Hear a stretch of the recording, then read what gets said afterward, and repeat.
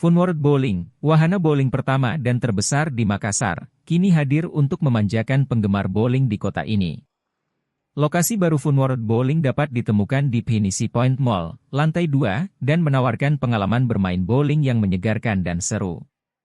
Hadir dalam Grand Opening Funworld Bowling, Jumat, 10/1, sejumlah tokoh penting, di antaranya Direktur Utama Funworld, David Sutiono, Founder Pinisi Hospitality Indonesia, Willianto Tanta, Ketua PHRI BPD Sulawesi Selatan, Anggiat Sinaga, General Manager Kawasan Terindra, Pinisi Point Mall, Junaidi Salam, serta sejumlah Board of Director dari Pinisi Hospitality Indonesia.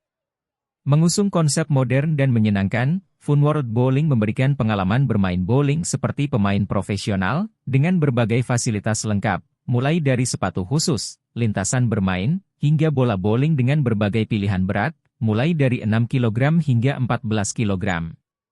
Sistem perhitungan skor di Funworld Bowling juga mengikuti mekanisme resmi permainan bowling. Funworld Bowling ini tidak hanya merupakan yang pertama di Makassar, namun juga merupakan yang terbesar kedua setelah yang ada di Bintaro Jaya X Canggih Mall. Download Tribun X sekarang, menghadirkan lokal menjadi Indonesia.